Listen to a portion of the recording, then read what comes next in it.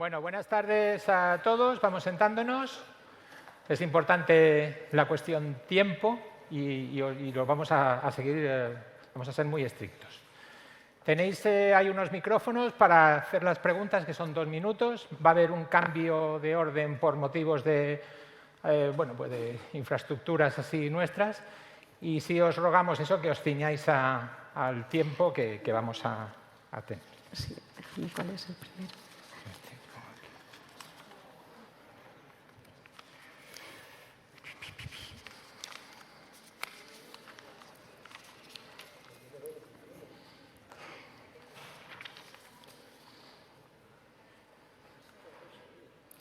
La primera presentación por el cambio... Espera, Manolo, es que hay un cambio, entonces hemos cambiado un poquito el orden por un tema de compromisos. Va a ser... Pero están motivados, ¿ves? Sí.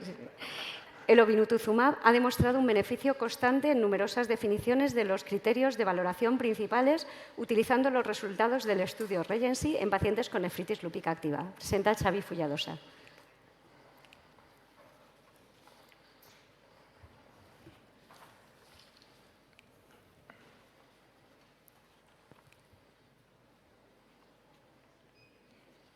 Bien, buenas tardes. Hablaremos del obinutuzumab en este contexto. Estos son los conflictos de interés. Sabemos que tras muchos años en la nefritis lúpica tuvimos pocos tratamientos o unos tratamientos muy limitados a la hora del manejo de esta enfermedad. Sí que últimamente pues, han aparecido nuevos fármacos, el belimumab, la voclosporina, que nos han ayudado al manejo de esta entidad. El obinutuzumab es otro fármaco que viene para intentar ponerse dentro de este grupo de fármacos para poder tratar la nefritis lúpica de una manera más eficaz, y ya se vio la bondad de este fármaco en el fase 2, el Nobility, y ya tenemos resultados del fase 3, que es el estudio Regency. Brevemente, el Regency utilizamos el obinutuzumab en nefritis lúpica proliferativa, tipo 3, tipo 4, asociada a tipo 5, asociada a micofenolato y esteroides como tratamiento estándar contra placebo, en pautas de 2 dosis iniciales de 1 gramo cada 15 días, seguidas a los 6 meses y repetidas al año, una o dos dosis, ya lo digo, contra placebo, y con unas dosis de esteroides ajustadas, unas dosis iniciales, dosis altas de esteroides endovenosos, para seguir después con medio miligramo kilo día para poder llegar a los 6 meses aproximadamente con una dosis de 5 miligramos. El endpoint primario del Regency es un endpoint compuesto, es un endpoint en el cual se tenía en cuenta conseguir una proteinuria por debajo de medio grado, con medio gramo al día, medio gramo, con unas tasas de filtración, un mantenimiento de una función renal suficientemente bueno, y en una ausencia de eventos intercurrentes considerados como tales, pues no tener un tratamiento de rescate, no haber fracasado el tratamiento, la muerte o retirada anticipada del estudio. Este endpoint compuesto, el tratamiento con obinutuzumab consiguió resultados positivos con unas tasas de respuesta al año y medio aproximadamente, a las 76 semanas, del 46% en el grupo de tratamiento versus el 33% en el grupo placebo. También endpoints secundarios, muchos de ellos los asociados más a proteinuria, los asociados a conseguir una remisión con dosis más bajas posibles de esteroides, o aquellos comparativos con muerte o eventos renales también fueron significativos al final del estudio. Todo ello con una menor incidencia de recidivas durante la evolución del tratamiento, y como ya decía un poco en la tabla, pues los desenlaces renales desfavorables también fueron mejores en el grupo tratado con obinutuzumab respecto al grupo placebo. Pero bien, cuando tenemos este fármaco que en el estudio Regency nos ha dado unos resultados valorables, tenemos otros estudios pivotales previos con otros fármacos, el BLIS-LN con el belimumab, el Aurora con la voclosporina, y cuando intentamos o queremos buscar comparativas entre ellos, vemos que los endpoints, aunque todos buscan reducciones significativas de la proteinuria y buscan que no haya un empeoramiento importante de la función renal o mayores recuperaciones posibles, vemos que hay una falta de uniformidad en todos los endpoints en cada uno de estos estudios pivotales. Por lo tanto, una de las preguntas era el tratamiento con obinutuzumab, con los datos que tenemos con este tratamiento que se han puesto en evidencia en el Regency, ¿qué pasaría si utilizamos los criterios que se valoraron en los otros estudios, el BLIS-LN y el Aurora? Los datos son recogidos de cada estudio, se marcan en función del diseño, son los que son, con lo cual estos criterios de valoración del BLIS-LN y de la Aurora se modificaron discretamente para poderlos adaptar a los datos disponibles del estudio Regency. Y se buscó pues, ver qué pasaba si confrontabas estos endpoints con los datos objetivos del estudio Regency. Cuando miramos, empezamos por el BLIS-LN, en su momento, como digo, el tratamiento que se utilizó con el belimumab. Este estudio tuvo dos endpoints primarios principales, uno que era el PER, que es lo que se llamaba la respuesta renal primaria de eficacia, que también era un endpoint combinado y era un endpoint que buscaba o que marcaba límites de proteinuria de 0,7 contra los 0,5 del Regency y unos valores de recuperación de función renal quizá no tan estrictos. Cuando lo comparabas y cuando se exponían los resultados del Regency a este criterio modificado del BLIS-LN, se veía que seguían manteniéndose buenas respuestas y una diferencia significativa entre el grupo tratado con el obinutuzumab versus el grupo tratado con placebo. Y el segundo endpoint que se aplicaba en el BLIS-LN, que era el de la respuesta renal completa, en lo cual había unos criterios que eran unos criterios más estrictos, con una proteinuria que ya era similar a la que se ha utilizado en el Regency de 0,5, pero con unos criterios de función renal mucho más estrictos, buscando una función renal estrictamente normal, siempre aplicando estos eventos, los eventos que se utilizaron en el Regency, no solamente los del BLIS-LN, y empleando esta definición de remisión renal completa modificada del BLIS-LN a los datos del Regency, también se mantenía esta uniformidad, esta mejor respuesta con el tratamiento con obinutuzumab respecto al placebo, 48% con el tratamiento activo versus un 33% de respuesta con el tratamiento con placebo. Y finalmente, el de la Aurora, la definición de remisión renal completa, que se utilizó una definición en la cual se utilizaban criterios de proteinuria similares a los del Regency de 0,5, pero con unos criterios de función renal diferente, igual que criterios de eventos parecidos. Cuando esto lo aplicabas también a los resultados del Regency, también se mantenía esta uniformidad con una mejor respuesta con el tratamiento con obinutuzumab respecto al tratamiento con placebo. Por lo tanto, el Regency, sabemos, está publicado, que cumplió su objetivo principal de valoración de la remisión renal completa a la semana 76, que este beneficio es un beneficio uniforme, con independencia de la composición de las medidas que utilicemos y de la restricción de estos umbrales de desenlaces individuales que habíamos comentado. Y sabemos que las comparaciones entre ensayos siempre son complicadas por estas diferencias que aparecen. Esto nos dice que hay un sólido beneficio terapéutico del obinutuzumab sobre el tratamiento estándar con microfosfato y esteroides y que esto se puede mantener independientemente de estas definiciones que pueden aplicarse y que se han aplicado en otros estudios pivotales. Y ya está. Gracias.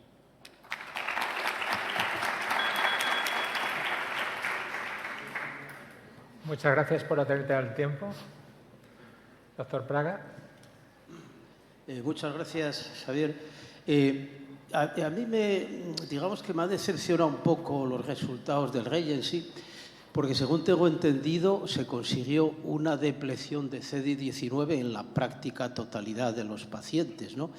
Y el estudio, ya sabéis que el estudio con rituximab clásico había fallado, pero cuando se hizo un subanálisis de los enfermos que habían conseguido una desaparición de los CD19, sí que era significativa la diferencia, y creo recordar que con porcentajes superiores a esto. Entonces, es un tanto llamativo que solo se ha conseguido una remisión inferior al 50% completa y parcial, creo que has puesto de un 60%, sumando completas y parciales, ¿no? Entonces, ¿puede ser que haya que esperar más tiempo? ¿Ha habido una acumulación de respuestas a lo largo del estudio? Sería interesante ver eso, ¿no? Porque los resultados a más largo plazo, estos aparecerán. Aquí son resultados a 1 año y medio y estos resultados se van consolidando en el tiempo. La impresión que da en el estudio es que la evolución es un poco parecida también al rituximab, aunque aquí las dosis y el estudio que estaba diseñado, una de las ramas que daba tratamiento inicial, tratamiento 6 meses, 2 dosis más al final, una solamente daba una dosis más. Esto era para intentar ver qué dosis era necesaria para mantener un tratamiento más a largo plazo. Este tratamiento más a largo plazo, los resultados de momento todavía no están, pero la impresión que da es de que es un efecto sostenido. Sí que los números que tenemos con todos estos tratamientos todavía distan mucho de ser números óptimos, ¿no? Estamos obteniendo unos porcentajes de remisión completa, que es lo que buscamos siempre, que distan de ser óptimos aún, ¿no? Sí, porque sí que se consiguió depleción de los CD19 prácticamente todos. En la totalidad, y además el obinutuzumab, si una cosa que tiene es la potencia para depleccionar esta célula, sin duda. Una duda. Los que no hemos tenido la oportunidad de utilizar el obinutuzumab, el ser un anticuerpo así de tipo 2, actuar menos sobre el complemento, pero tener una mayor citotoxicidad directa, ¿crees que puede ser responsable de que sea más potente? Sí, sin duda. La potencia de deplección de la célula en principio va por su característica primaria del anticuerpo. Aún así, ya estamos un poco fuera del tema actual, pero aún así, el tema de las infecciones, en este ensayo, por ejemplo, aparecieron más infecciones, pero lo pilló en plena pandemia y todas las infecciones graves importantes fueron por COVID. Cuando sacas el COVID no hay una gran diferencia. El Nobility, que era fase 2, no había una diferencia especial, pero sí que es una de las cosas a tener en cuenta porque es un fármaco potente, sin duda. Muy bien, muchas gracias. Es baja tasa de reacciones, relaciones, todo eso. Me parece que falta aquí, sí. Es este aquí. El obinutuzumab ha demostrado un beneficio constante en numerosas definiciones de los criterios. ¿Será este por el cambio? Pero aquí Perdón, falta. la siguiente presentación es baja tasa de reacciones relacionadas con la infusión y alto cumplimiento del tratamiento con obinutuzumab en pacientes con nefritis lúpica activa. Análisis de los estudios Nobility y Regency, presenta Luis Quintana. ¿Qué tal? Buenas tardes a todos.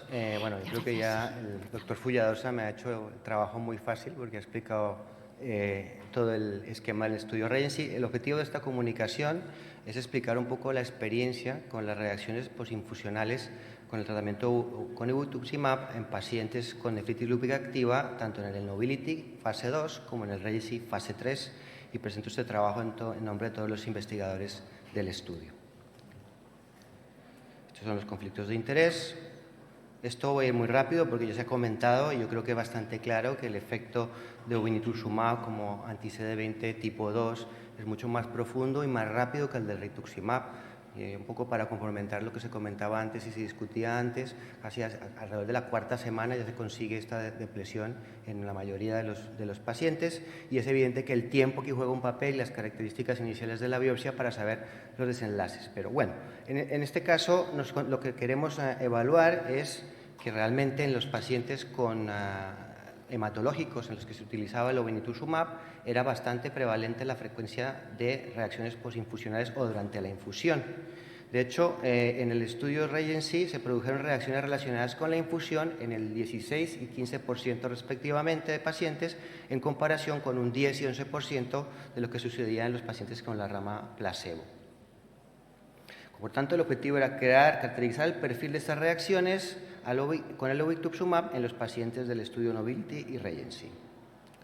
No voy a detenerme aquí porque ya se ha explicado la electrolización y los criterios de endpoint primario de seguimiento, y lo que básicamente se hizo es toda reacción adversa que ocurra durante la infusión EV de obinutuzumab o placebo o en las siguientes 24 horas a la infusión, que los investigadores del estudio consideramos relacionada con la infusión, se reportó, y las reacciones posinfusionales sistémicas se consideran un efecto adverso de especial interés. Hay que notar que para reducir el riesgo de estas reacciones, todos los pacientes fueron premedicados con metilprednisolona, 80 miligramos, paracetamol y un antihistamínico. Y la evaluación de la seguridad se hizo agrupando los datos tanto del Nobility como del Regency hasta la semana 76. Realmente vemos que la proporción de los pacientes que sufrieron reacciones, aquí vemos en esta tabla la proporción de reacciones posinfusionales por grado. Como vemos, la gran mayoría fueron reacciones grado 1 o grado 2, que como recordaréis, según la calificación del Instituto Americano del Cáncer, la grado 1 es cuando no hay que hacer ninguna conducta durante la infusión, la grado 2 es cuando o se enlentece la perfusión o se disminuye durante un tiempo la infusión, pero los efectos desaparecen ya durante la misma infusión. Grado 3 es cuando hay efectos 24 horas más tarde de la infusión, y el grado 4 cuando hay compromiso vital de estas infusiones. Como vemos, la mayoría se presentan durante la primera infusión y prácticamente es testimonial la aparición de reacciones grado 3 y grado 4. Aquí se ve un poco más claro que el efecto va desapareciendo a medida que se hacen más infusiones, es decir, básicamente se concentran en la primera infusión y al final la sexta infusión del tratamiento prácticamente son muy escasas y siempre manejables. En conclusión, aunque la incidencia de reacciones infusionales fue mayor en los pacientes que recibieron obinutuzumab que placebo, el riesgo global se considera bajo. La mayoría, como he comentado, se trata de reacciones leves o moderadas que se controlaron básicamente enlenteciendo la perfusión o deteniéndola temporalmente. Realmente solamente se presentó un caso de grado 4 que provocó la interrupción permanente del tratamiento del estudio, y realmente lo que se considera es que no se puede comparar este tipo de reacciones en pacientes con lupus a los pacientes hematológicos en los que clásicamente se ha usado el obinutuzumab, donde hay una carga tumoral muy importante y es mucho más frecuente la aparición de reacciones más graves que en el caso de los pacientes con lupus. Y para finalizar, estos datos, junto con el perfil de seguridad aceptable del obinutuzumab, pues respaldan que la posibilidad de un mayor cumplimiento terapéutico y que realmente en un sitio con formación adecuada se puedan solventar muy fácilmente estos efectos colaterales. Muchas gracias en nombre de todos los investigadores del estudio. Muchas gracias, Luis. ¿Alguna pregunta? ¿Alguna pregunta? Bien, pues si no hay más preguntas, pasamos a la siguiente comunicación. Ahora ya sí empezamos por el principio. La siguiente es análisis de coste-utilidad de Avacopan para el tratamiento de la vasculitis asociada a anticuerpos anticitoplasma de neutrófilos en España, por Manolo Maciá. Bien, no tengo ningún conflicto de interés con la presente presentación. Únicamente, como introducción, decir que estamos en una situación donde hay gran número de fármacos de alto coste, pero de alto beneficio. El Avacopan es uno de ellos. El estudio Advocate demostró el beneficio en vasculitis asociadas a ANCA, tanto GPA como GEPA como MPA. Y yo creo que esto es importante porque a la hora de la incorporación de estos fármacos a los servicios hospitalarios a través de la Comisión de Farmacia requieren algún tipo de estudio económico que los avale. En este sentido, solo a modo recordatorio, esto es un plano clásico de coste-efectividad. Si ven en la imagen de la izquierda, no sé si puedo... Bien, lo ven ahí. Aquí. En la imagen esta de la izquierda verán cómo hay un cuadrante, que es el cuadrante superior, que pone intervenciones más efectivas y más costosas. Ahí están muchos de estos fármacos. Son fármacos muy eficaces, muy efectivos, pero de alto coste. Entonces está en la disponibilidad a pagar por su coste los beneficios que genera. Si ven en la gráfica de al lado, ven lo que hay en ese ámbito, unos ratios, que en este caso se llama coste-efectividad incremental, que es donde dentro de un margen de precios estamos dispuestos a incorporar ese fármaco a nuestro arsenal terapéutico. Entonces, el objetivo de este trabajo es analizar, basado en el estudio Advocate y a nivel de los precios a nivel español en el año 2022, ver, teniendo en cuenta todas las variables que intervienen en la atención de la vasculitis, hospitalizaciones, recaídas, otros fármacos, aquellos que van a terapias de diálisis, y compararlo, como hace el Advocate, el grupo Avacopan con Rituxi y ciclofosfamida frente al uso de corticoides. Este es el material y métodos, que fue los datos del Advocate, que incluía más de 330 pacientes. La población eran adultos, incluían pacientes con GPA y PA microscópica. Había dos brazos, el Avacopan con combinación Rituxi o ciclofosfamida para seguir con azatioprina, frente a la terapia estándar de corticoides, que, como recordarán, en el Avacopan se suspendían estos a las 21 semanas. Y se hacía una previsión, porque estos son análisis de simulación, de toda la vida de un paciente. Bien, los datos clínicos son los que aparecen en el Advocate, que incluían remisión, respuesta, recaídas y progresión de enfermedad renal crónica avanzada, los costes, como dije, del año 22, y había análisis de sensibilidad para ver la robustez de los datos que se iban a analizar. Estos son un resumen de los datos del Advocate. Como recordarán, disminuía la incidencia de enfermedad renal crónica terminal un 21%, las recaídas tanto de riesgo como la remisión sostenida en 20%, y la tasa de complicaciones graves por los fármacos también se reducía sustancialmente. Igual que los costes, los costes que utilizamos fueron costes basados en el año 2022, que incluían los costes farmacológicos, los costes de manejo de la vasculitis en sí, los asociados a la enfermedad renal crónica avanzada en los casos que fuera, y los de las hospitalizaciones. Quiero recordar aquí que recientemente ha publicado Juliana Burdiñón de Belviche los datos de coste de la vasculitis en nuestro país, y el que tiene más impactos en la enfermedad renal cuando llegan a diálisis los pacientes, o bien el número de hospitalizaciones de los pacientes. Esto es relevante por este tema. El estudio que se aplicó fue un análisis económico muy frecuente cuando hacen modelos económicos, que fue análisis de Markov. Como ven a la izquierda hay una gráfica donde tú, el paciente, lo tienes con la enfermedad, entra en remisión o recaída. Ese modelo lo repetimos 3 veces porque hay pacientes que tienen una tasa de recaídas de ese estilo y es lo que se establece. Y estos pacientes pueden estar en remisión, pasar a diálisis o morir. Esto se estableció, y además el horizonte temporal fue toda la vida útil del paciente, y se estableció que había una reducción de costes de un 3%. ¿Los resultados cuáles fueron? Pues se comprobó que el uso de Avacopan, dado sus beneficios en todo ese espectro de la enfermedad, tiene unos datos de utilidad medidas como años de vida ganados por calidad, que son los años de vida que el paciente está libre de enfermedad y estable, frente al estándar significativo de 6.5 frente a 6.1. Y esto venía asociado en lo que llamamos ese coste incremental que supone incorporar el fármaco en 16.000 euros más que el tratamiento estándar, pero había un beneficio muy superior en lo que era años de vida ajustados para calidad que se midieron por Cali. Esto en esta gráfica es más fácil de ver. Este es el cuadrante superior izquierdo que veíamos en la diapositiva anterior. La línea roja es el límite entre lo que es muy caro por la parte inferior y estamos dispuestos a pagar porque es efectivo, y la línea roja, el borde superior, que sería la parte superior de la línea roja, es aquello que es muy caro y estaríamos poco dispuestos a pagar porque se sale de nuestra economía. Las guías NICE, que son guías europeas para este tema, inglesas, lo establecen un corte que está sobre 35.000 libras En este caso lo medimos en euros y fueron 45.000 euros, que actualmente hay algún debate, como ven el punto rojo de dónde estaría el Avacopan dentro del uso del espectro de todas las posibilidades que habíamos previsto, pero lo que sí podemos concluir es que el Avacopan es una opción terapéutica que dio una utilidad de 60.000 años de vida ajustados por calidad en el más del 60% de los pacientes, lo cual es un apoyo más al uso de estos fármacos en este perfil de pacientes. Muchas gracias. Muchas gracias. Y enhorabuena por el premio, ¿no? ¿Alguna pregunta? ¿La toxicidad de los corticoides y todo esto, cómo...? Sí, se tuvo en cuenta.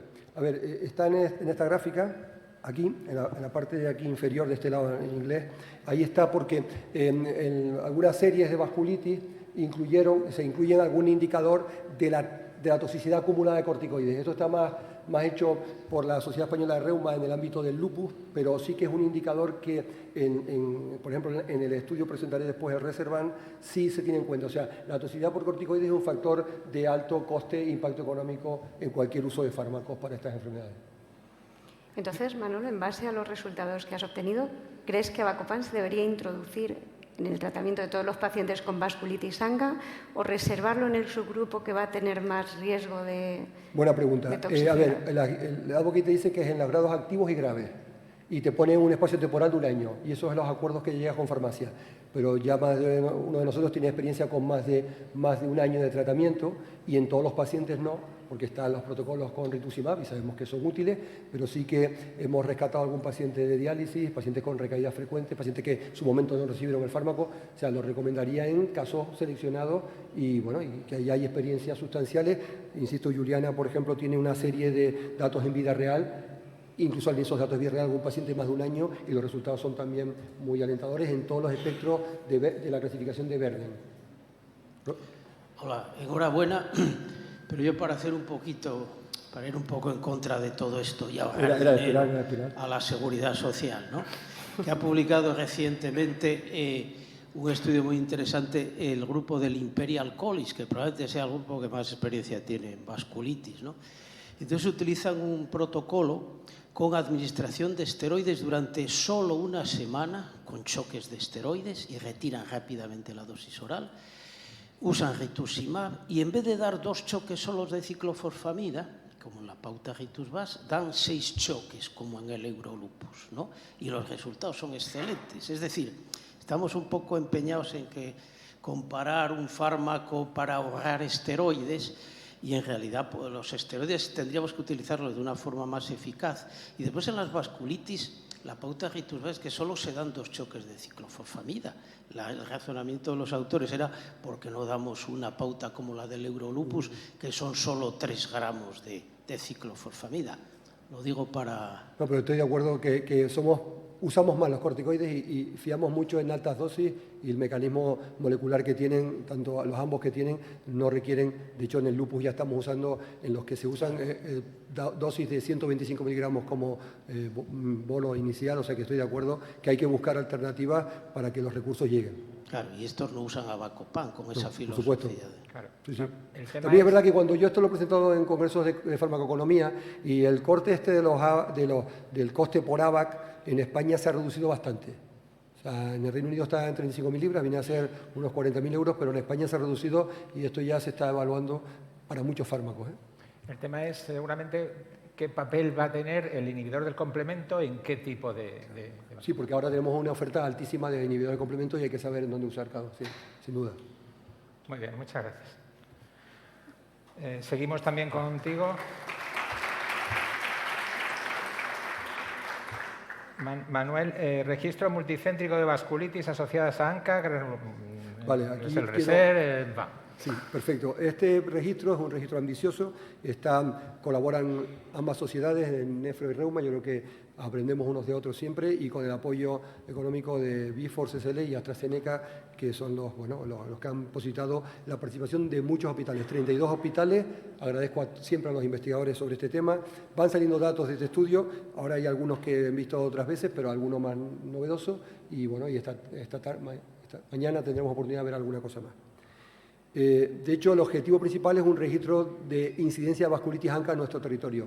A ver, esto viene de que desde el punto de vista de enfermedades autoinmunes, reumatología tiene bastantes estudios epidemiológicos y propusieron un poco más complejo, pero también con ese criterio. Y después varios objetivos secundarios, que es evaluar por zona geográfica, si la zona norte, zona sur, si por sexos, por edades que tenía esta incidencia, el cumplimiento de los criterios EULAR del 2022, caracterizar todas las manifestaciones clínicas y la evolución en el espacio temporal que verán, describir el daño orgánico en las diferentes áreas que tiene la enfermedad, utilizar el Five Factor Score, que es un indicador muy útil para establecer en el momento del diagnóstico la gravedad de la situación.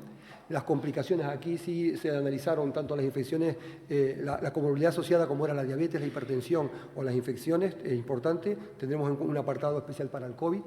Se evaluó todos los tratamientos que recibían los pacientes. Imagínense un estudio de varios años retrospectivo con varios pacientes, pues requiere sensibilizar muy bien, o sea, esquematizar muy bien qué tratamientos han recibido, porque es muy variado el esquema, como ha dicho hace un momento el doctor Praga.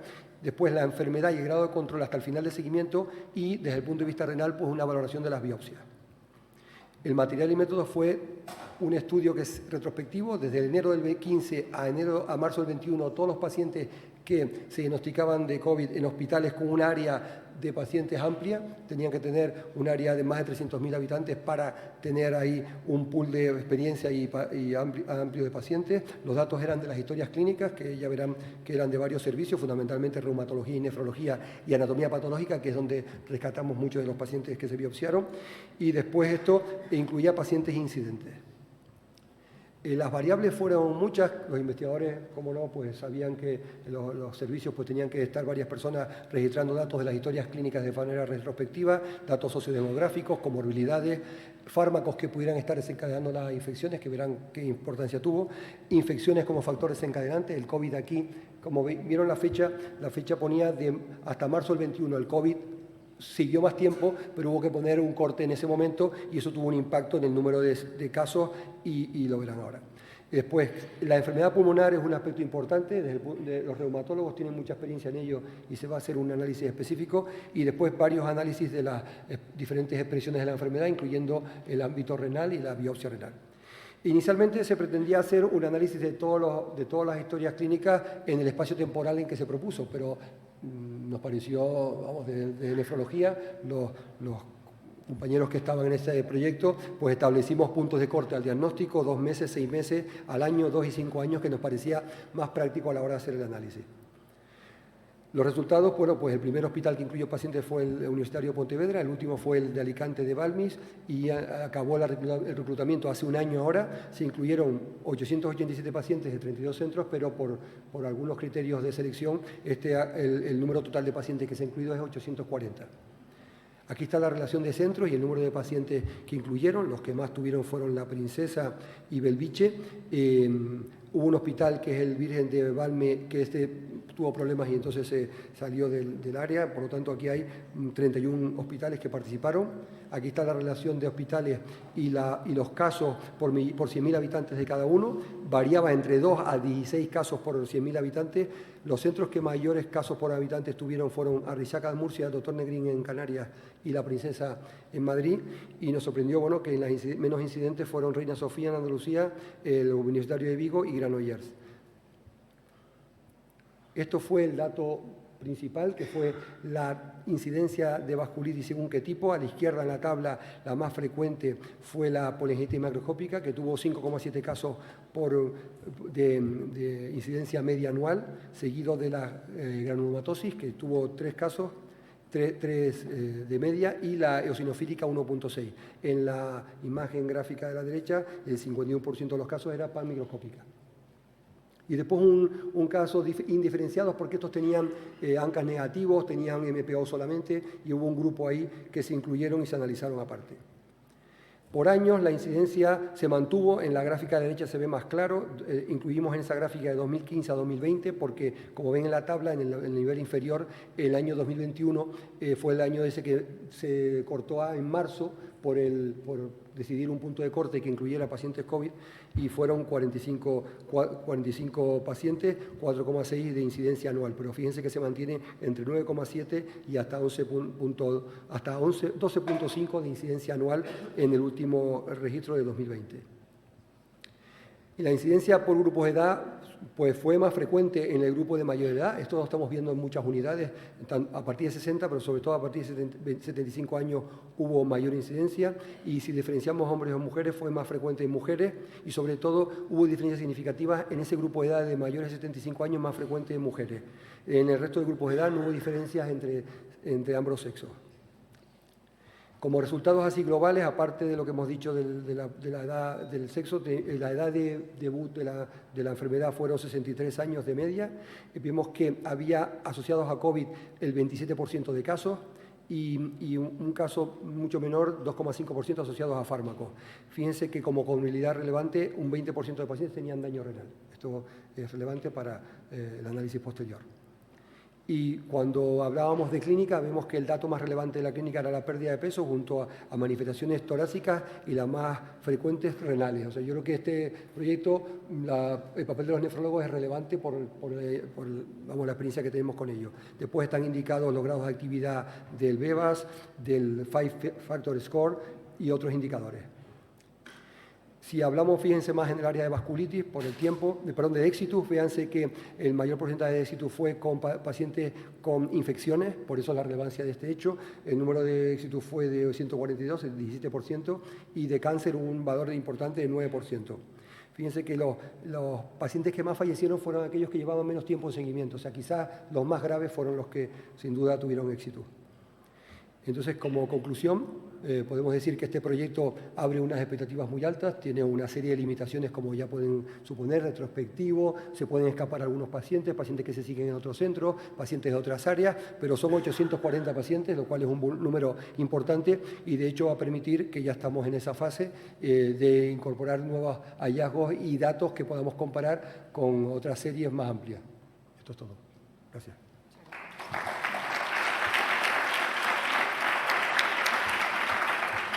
¿Alguna pregunta?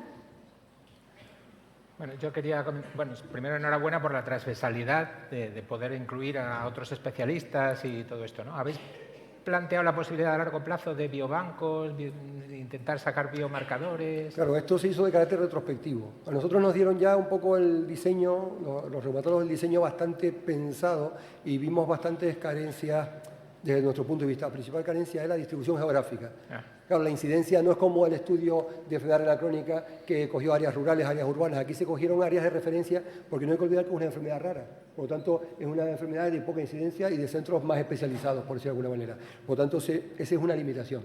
Entonces, no hay posibilidad de biobanco. Sí, las biopsias renales que estos días he hablado con los coordinadores, al final, número de biopsias, ahí aparece un número, hay 500 biopsias renales. Pero, claro, hay muchos pacientes que se rebiopsian varias veces, que son unos 40 pacientes. O sea, tenemos 360 pacientes que fueron la primera biopsia y eso es un dato que tenemos que ver con calma porque sí que puede ser interesante. Se han propuesto diferentes estudios, comparar aquellos que recibieron plasmaféresis con los que no, aquellos que han recibido micofenorato con los que no, pero estamos a la espera de publicar este primer estudio donde están los datos groseros, cuál fue el objetivo primario, que es incidencia, para ir después a los subanálisis o a los subestudios que se propongan. Muy bien. Muchas gracias. Gracias. ¿Sí? Sí. Patrones histológicos, factores pronósticos e impacto del tratamiento de la sarcoidosis renal, hallazgos de un estudio multicéntrico español. Doctor Maldonado. ¿No? Mi nombre es Amir Sábaca, la doctora Maldonado voy a presentar en su lugar esta comunicación, que son los resultados de un trabajo multicéntrico a través del grupo de trabajo de la Glossen, que pido disculpas en su lugar porque por motivos personales no puede estar en este congreso.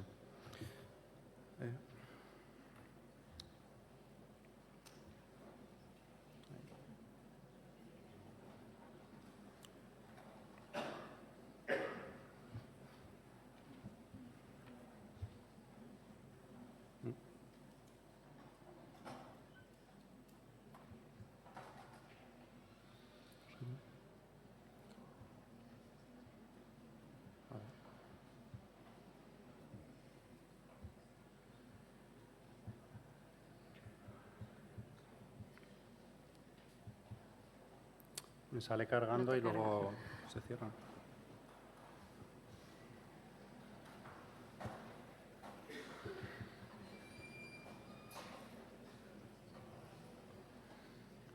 No sé si hay alguien. Amir no quiere que nos lo cuentes.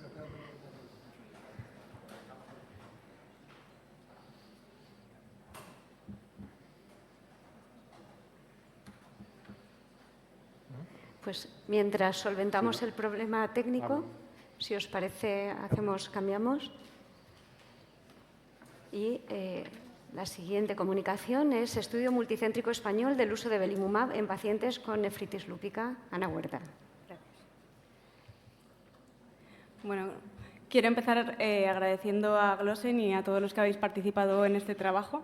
Sin el esfuerzo de todos esto habría sido imposible y presento los datos de este estudio, que es el estudio en vida real de belimumab en la cohorte española en pacientes con lupus y afectación renal.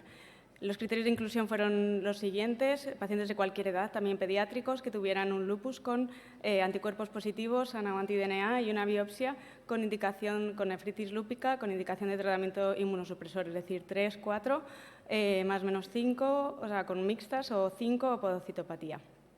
Excluimos los pacientes que tenían un seguimiento menor de 6 meses o aquellos que histológicamente tenían una patología renal concomitante aparte de la nefritis lúpica. En total, reclutamos 237 pacientes, excluimos unos cuantos por no cumplir esos criterios de inclusión y nos quedamos con 202 pacientes. Y estos son los datos demográficos. La mayoría, como era de esperar, eran mujeres. La mayoría también caucásicos, 23% de hispanos o latinos y un pequeño porcentaje de africanos y asiáticos. La edad media era de 37 años, 12 pacientes eran pediátricos, 34% hipertensos, 2,5 diabéticos. Y a nivel histológico lo que encontramos es que casi el 80% eran nefritis lúpicas proliferativas, 3 o 4, de tipo 5 había un 10% y mixtas otro casi 9% y un 1% de podocitopatías.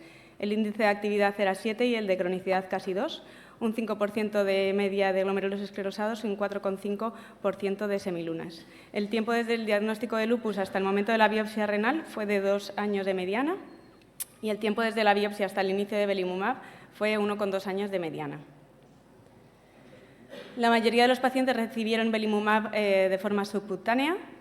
El motivo de inicio era renal en el 43% de los casos y de ellos el 28% era al debut, de terapia de inicio.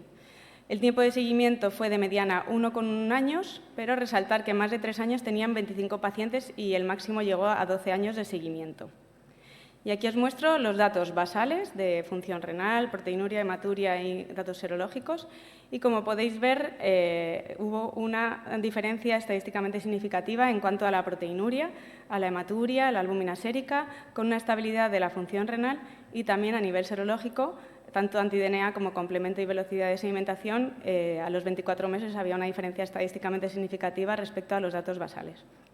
Aquí se puede ver muy gráficamente cómo esto es comparación de los pacientes con ellos mismos, cómo el cambio de la proteinuria va empeorando hasta empezar el fármaco y cómo en verde, desde el inicio hasta 6, 12 y 24 meses, cómo la proteinuria va reduciéndose respecto a los valores del propio paciente. Es una comparación del paciente con él mismo. Aquí os muestro los datos en gráfica, los datos serológicos que comentábamos, cómo en gris los anti-DNA cómo se van mejorando a lo largo del tiempo y cómo C3 y C4 van normalizándose también. Asimismo, el índice de SLEDAI, que empezaba de media de 14, mejoró hasta 3,9, también de forma estadísticamente significativa. Y también algo interesante a resaltar es cómo se pudo ir reduciendo la dosis de corticoides desde el inicio del fármaco hasta el seguimiento que hicimos en 24 meses. De forma estadísticamente significativa ya se observó desde el 3er mes. En cuanto a los efectos adversos, hubo en un 10% de los casos, aquí podéis ver en la tabla los tipos de eventos adversos, pero solo en el 3% supuso una suspensión definitiva y también en otro 8% se suspendió el fármaco por otras razones, tipo deseo gestacional, falta de respuesta, falta de adherencia o un cáncer de mama que se hizo fundamentalmente para disminuir la inmunosupresión. De esos 202 pacientes, lo que luego decidimos ver es comparar con las cohortes más grandes que hay a día de hoy en la literatura. La primera que hicimos fue comparar con el Berlis-LN y cogimos los criterios de inclusión que ellos definían que eran nefritis lúpica activa. Entonces nos quedamos con 153 pacientes y, como podéis ver, estas son las gráficas de comparación de unos y otros. En azul oscuro son nuestros datos y en azul claro los del Berlis. Y como podéis ver, tanto la respuesta renal principal como la respuesta renal completa en ambos estudios son muy similares. Y de nuevo, para poder comparar nuestra cohorte con la del BLIS-LN, de nuevo seleccionamos los pacientes con los criterios del BLIS-LN, que era básicamente tener una nefritis lúpica 3, 4 o 5 o mixta y una proteinuria superior a 1 gramo. Y comparamos, como digo, con la cohorte, nos quedamos con 68 pacientes y comparamos con la cohorte del BLIS-LN y también el Berlis hizo ese estudio, con lo cual también comparamos con esos pacientes con proteinuria superior a 1 gramo día con el Berlis-LN.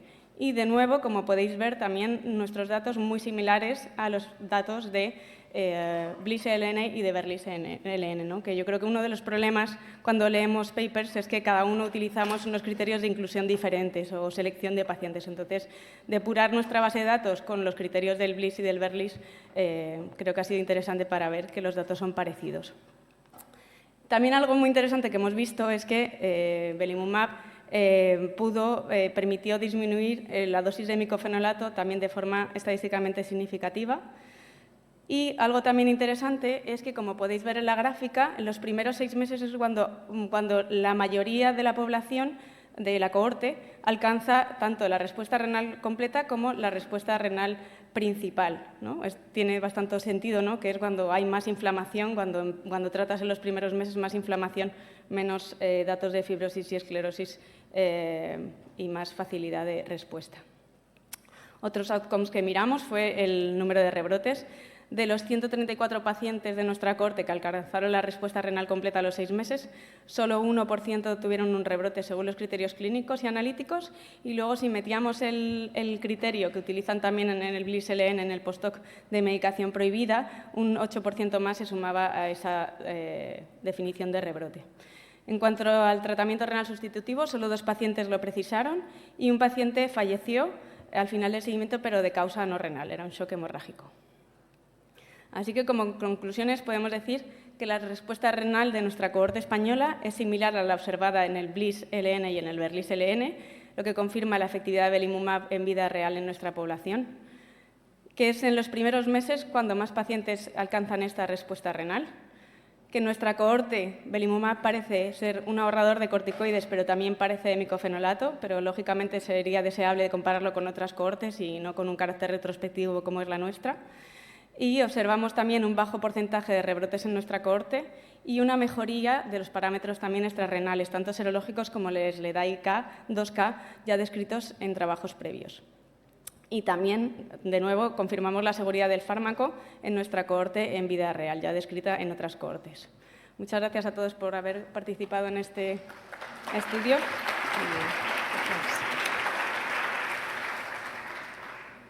¿Preguntas? Doctor Macías. Sí, muy buen trabajo y recoger tantos datos y compararlo ha sido muy interesante. Pero me sorprende, en el BLIS siempre al leerlo dices, si hubiésemos quitado los tipo 5 o las mixtas, ¿qué hubiera pasado con los resultados? Y aquí me sorprende que habiendo un porcentaje relativamente alto de tipo 5 y de mixta, la proteinuria era de 1 gramo, la media proteinuria. Claro, ¿qué crees que hubiese pasado si quitamos, o sea, la utilidad del fármaco es más en el ámbito de tipo 3 y tipo 4, o podía estar más viendo la experiencia vuestra en las 3 combinaciones? Queremos hacer un segundo análisis haciendo estos subestudios, ¿no? Porque efectivamente, o sea, no es la sensación que tenemos todos, ¿no? Que cuando analizas es como mezclar un poco churras con merinas, mezclar las proliferativas con la tipo 5, que tienen otro objetivo, ¿no? El objetivo de proteinuria que tenemos es completamente diferente. El tiempo en alcanzar la respuesta también es diferente, entonces churras con merinas. Entonces, Total, total. Entonces, esa es la idea. En un segundo tiempo, es verdad que no tenemos un porcentaje muy grande de 5 puras y luego también esto es lo de siempre, que en las mixtas, ¿qué componente es el 5 y cuál es el 3 o 4? Y eso es verdad, es siempre algo que molesta. Pero Ana, una pregunta o una duda que me surge. Con ese índice de rebrotes tan bajo, pacientes que tengan una remisión completa, que hayas podido demostrar con biopsia que les vas a quitar la inmunosupresión, ¿te plantearías el ponerle el belimumab? A todos no. O sea, al que tiene un perfil de... Cuando tienes, por ejemplo, un índice de actividad de 1 o 2...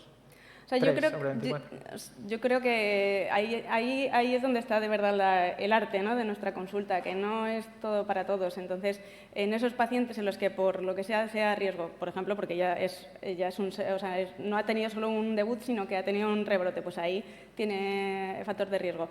O, por ejemplo, serológicamente tú observas que le has tratado, ha bajado el anti-DNA o incluso ha negativizado y de repente consulta a consulta va subiendo, pues ahí siempre no pensamos que el serológico solo tratar por lo serológico, pero a lo mejor puedes insistir más y a la misma que te cuente cualquier clínica mínima ya de cansancio, molestias articulares o tal, ahí te adelantas y le pones el beli porque te está avisando que es posible que caiga otro rebrote, ¿no? Yo a todos no, pero sí que hay ciertas circunstancias en las que sí. Ana, habéis analizado 2 grupos, pacientes que recibían el beli por otras manifestaciones y pacientes que lo recibían por la nefritis. ¿Crees o te da la sensación de que hay diferencias en la respuesta cuando lo han recibido por una causa o por la otra? Claro, ahí por eso hemos querido y hemos puesto mucho el foco en la nefritis lúpica activa, ¿no? O sea, básicamente, cuando no tienes actividad, no tiene... O sea, ¿por qué? Entonces, si tienes un seguimiento... O sea, por eso a mí me parece lo más interesante de todo es analizar esos 153 pacientes con nefritis lúpica activa. Hemos mirado todo porque es algo interesante a mirar, pero donde hay que tratar es cuando hay fuego, como siempre decimos, ¿no? Muchas gracias. A vosotros.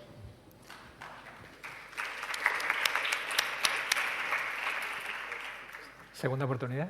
Sí.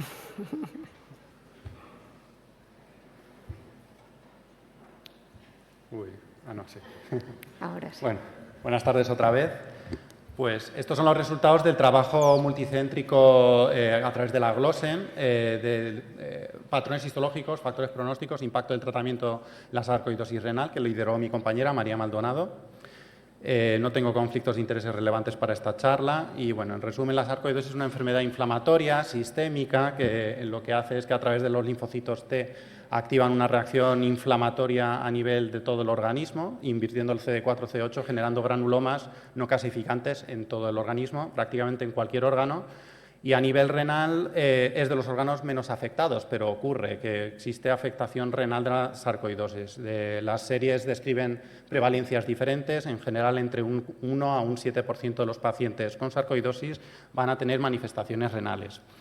Mayoritariamente a través de la irregulación del calcio, de la homeostasis del calcio, ya que los macrófagos, que juegan un papel fundamental en la formación de los granulomas, tiene una alta actividad de 1-alfa-hidroxilasa, con lo cual va a haber un exceso de calcitriol generando hipercalcemia y hipercalciuria.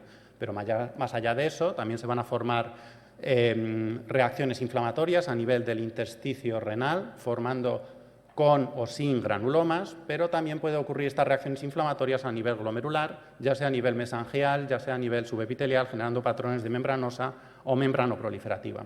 Sin embargo, cuando nos encontramos a estos pacientes no sabemos qué hacer, porque no hay evidencia, no hay recomendaciones sólidas que nos digan cómo tratar a estos pacientes. Nos basamos en case report, en series de casos, que no tenemos claro qué dosis de esteroides usar, qué duración, cuándo suspenderlos, cuándo empezar a bajarlos o cuándo usar ahorradores de esteroides. Por lo tanto, el objetivo de este estudio fue caracterizar las manifestaciones clínicas y el outcome renal de estos pacientes con sarcoidosis renal, intentar identificar predictores de la evolución de la función renal para poder intentar dar alguna recomendación, intentando describir la evolución según el tratamiento utilizado y ver si había alguna asociación entre el patrón histológico que veíamos en las biopsias renales con la presentación y el outcome renal.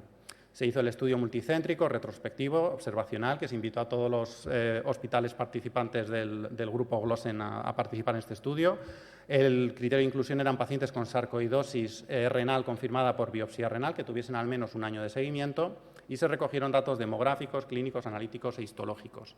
Estas fueron nuestras definiciones. La recuperación renal la definimos como una mejoría del filtrado estimado de más de 50% con respecto al basal en el momento de la presentación. Las recaídas que se definieron como la recaída renal, deterioro de la función renal o empeoramiento de los síntomas relacionados con la deterioro de la función renal o proteinuria atribuida a la sarcoidosis por el médico tratante, en el que conllevaba un cambio en el tratamiento, y la recaída extrarrenal se definió como la reaparición o empeoramiento de síntomas relacionados con la sarcoidosis en otros órganos. El outcome renal o la progresión renal la definimos como el deterioro del filtrado en más de 40%, la progresión a enfermedad renal terminal. Estos son todos los hospitales participantes, todos los colaboradores de este estudio, que desgraciadamente no les pude incluir en este trabajo, ya que por el límite de la SEN, pero quiero agradecerles aquí a todos su trabajo, su labor de buscar a estos pacientes y recogernos los datos, que pues bueno, hubo una representación bastante extensa a lo largo de nuestra geografía, y al final participaron 24 hospitales en los que se recogieron 60 pacientes. Con eso es la primera conclusión de este trabajo, que entre 24 hospitales recogimos solo 60 pacientes. Teníamos una N estimada para recoger al menos 80 pacientes y no llegamos, pero bueno, eso es lo que tenemos. La edad media fue de 57 años, la mayoría eran varones, 70% de ellos eran varones, 40% hipertensos, 28% diabéticos, 26% tenían ya enfermedad renal previa no filiada, y la mayoría de ellos, y el filtrado basal era de 74 mililitros minuto. En el momento de la manifestación renal, la mayoría de los pacientes ya tenían manifestaciones extrarrenales, 85% de ellos, la mayoría pulmonar, 73%, seguido de adenopatías, cutánea y ya menos frecuente hepática, oftalmológica, cardíaca y del sistema nervioso central. Y bueno, estos son los datos analíticos en el momento de la presentación renal, en el que se presentaron con una media de filtrado de 27, proteinuria menor de medio gramo, solo 25% tenían piuria estéril y 80% presentaban una ECA elevada. 60% de los pacientes presentaban hipercalcemia y solo 35% presentaban hipercalciuria, pero no todos tenían estimación de calcio en la orina. Solo 5% de los pacientes presentaron en la ecografía renal datos de nefrocalcinosis. Y estas son las manifestaciones histológicas. 23% de los pacientes manifestaban una afectación glomerular y el resto manifestaba una manifestación puramente intersticial. Dentro de los pacientes con patrón intersticial, 56%, bueno, de toda la cohorte tenían granulomas, el resto no lo tenía, y además de eso había un 21% de los pacientes que tenían necrosis tubular aguda, 11% tenían depósitos de calcio y la fibrosis intersticial era mayoritariamente leve o moderada. En cuanto a las manifestaciones glomerulares, la mayoría fueron pacientes con glomerulosclerosis focal y segmentaria. Hay que tener en cuenta que estos los incluimos dentro del patrón glomerular cuando no tenían fibrosis intersticial o la tenían leve, descrita como leve, para poder justificar el patrón de focal y segmentaria, y seguida por el patrón membranoso y luego el membrano proliferativo y el mesangio proliferativo sin depósitos de IgA. Cuando intentamos ver si había diferencias a nivel de la presentación clínica o histológica según si el patrón era intersticial o glomerular, solo encontramos que los pacientes que manifestaban afectación glomerular eran 10 años más jóvenes. A nivel de manifestaciones extrarrenales, los pacientes que tenían patrón intersticial, sobre todo los que tenían granulomas, tenían más afectación hepática. Y analíticamente los pacientes que tenían un patrón intersticial debutaron con un filtrado algo peor, aunque no llegó a ser estadísticamente significativo. Y tenían, como era de esperar, un calcio sérico mayor y un calcio urinario también mayor. El tratamiento fue muy heterogéneo, por lo cual fue muy difícil agrupar estos pacientes para intentar llegar a una conclusión. Casi todos los pacientes recibieron esteroides, pero con dosis bastante variopintas. La media de la dosis inicial fue de 0,8 miligramos kilo día de prednisona, y 21% de los pacientes recibieron esteroides intravenosos. La mediana de tratamiento con la dosis alta de 0,8 miligramos kilo de media fue de un mes.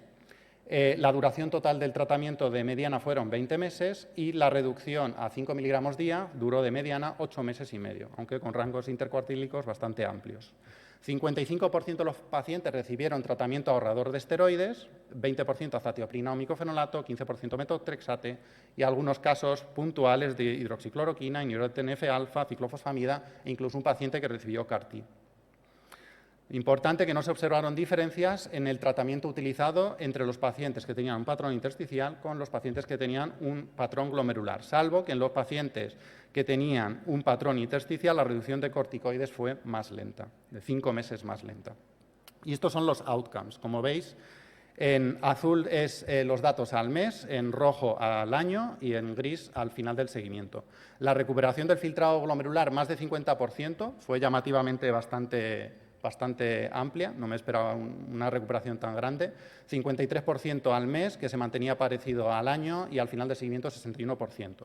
Recaídas no hubo en el primer mes, hubo 20% en el primer año, y a lo largo del seguimiento, que fue una mediana de 35 meses, 38% de los pacientes tuvieron alguna recaída. La progresión a descenso por debajo de, o sea, descenso más de 40% del filtrado o llegada a diálisis fue de 13,3% al final del seguimiento y la mortalidad de 16,7%. En cuanto a la recaída, la mayoría fueron renales, pero algunas fueron solo extrarrenales y un 13% fueron tanto renales como extrarrenales. Se trataron las recaídas también de formas bastante variopintas. 2/3 partes utilizaron ahorradores de esteroides, pero 21% reiniciaron los esteroides, los que habían suspendido, y 15% aumentaron la dosis de esteroides. La dosis mediana de esteroides fue de 7,5 miligramos en el momento de la recaída. Solo 8 pacientes habían suspendido el tratamiento de esteroides antes de la recaída y había pasado 2 meses y medio desde la retirada de los esteroides hasta la recaída. La recaída no se asoció a ningún patrón específico, salvo que eran más frecuentes los pacientes que tenían afectación mucho más avanzada a nivel pulmonar, aunque hubo una tendencia en los pacientes que tenían granulomas a recaer más, pero no encontraron ninguna otra asociación. Lo que sí que encontramos es que había una mayor recuperación de la función renal en los pacientes que recibieron esteroides intravenosos, con una mejoría mayor del 50% del filtrado, bastante mayor en los pacientes que habían recibido la terapia intravenosa, pero también se mantuvo en el tiempo con una tasa de recuperación de filtrado glomerular anual mayor en estos pacientes. Y esto era tanto para los patrones intersticiales como glomerulares, los patrones con granulomas o sin granulomas y los pacientes que tenían ya enfermedad renal de base o no. Pero no encontramos ninguna diferencia significativa en la evolución de la función renal dependiendo si se habían usado ahorradores de corticoides o no, y no encontramos tampoco diferencias según si se habían utilizado dosis más altas o menos altas de 0,8 miligramos kilo en estos pacientes. Tampoco encontramos diferencias en cuanto a la duración del tratamiento, si se habían utilizado dosis mayores de 5 miligramos más o menos de 6 meses. Finalizando, en el análisis univariante para intentar encontrar predictores de recuperación de la función renal, encontramos que los pacientes que tenían un mejor filtrado recuperaban menos, pero esto es debido al sesgo de que había caído menos el filtrado de base, pero sobre todo, llamativamente, los pacientes intersticiales, sobre todo los que tenían granulomas, tenían muchas más papeletas de recuperar función renal, así como los pacientes que habían recibido esteroides intravenosos. Cuando realizamos el análisis multivariante, solo encontramos que los únicos factores que predecían que iba a haber recuperación de función renal era el hecho de tener un patrón intersticial, sobre todo si era granulomatoso. Finalmente, bueno, esto ya lo he dicho, que la mortalidad era de 16%, 5% de los pacientes presentaron neumocistis, pero importante decir, ninguno de los pacientes que presentó neumocistis había usado de esteroides más de 6 meses a dosis mayor de 5 miligramos, con lo cual es importante incidir en una bajada rápida de los esteroides. Finalmente, bueno, pues decir que la sarcoidosis renal, aunque es una enfermedad rara, probablemente está infradiagnosticada, porque me parece una prevalencia muy baja a nivel de España, y que se puede recuperar significativamente si tratamos precozmente con inmunosupresión temprana. Que las dosis iniciales más altas de corticoides o terapias más prolongadas no aportan beneficio, pero sí pueden reportar complicaciones, y el uso de esteroides intravenosos y luego un descenso más rápido de los esteroides puede ayudar a una mayor recuperación. Y con esto termino. Muchas gracias. Gracias. Bueno, desafortunadamente no hay tiempo para preguntas, Samir. Un minuto. Enhorabuena, Amir, es un trabajo precioso. Me ha parecido que había un 20% solo de pacientes que recibieron ahorrador de corticoides. 55%. Ah, vale. No, o sea, que un mensaje también bonito de esto es el ahorrador de corticoides funciona, ¿no? Igual, o sea, animar a usar el ahorrador de corticoides porque es lo mismo que utilizar el corticoide solo si te ahorra los efectos secundarios. Es muy difícil poner también una recomendación porque de esos 55%, claro, 30% se pusieron de entrada, pero 25% eran después de una recaída o después de una segunda recaída. Es muy difícil establecer, pero sí probablemente... Pero que la pues, respuesta fue igual que con corticoides solo, ¿no? Sí. O sea que, genial, gracias. Vale, gracias. Gracias. Pasamos a la siguiente presentación. Utilidad del complemento como biomarcador de la evolución y pronóstico en las vasculitis asociadas a ANCA. Por Guillén Olmos. Adelante, Elena. Hola, ¿qué tal? Buenas tardes a todos. Gracias por la presentación. Vale, a ver un segundo.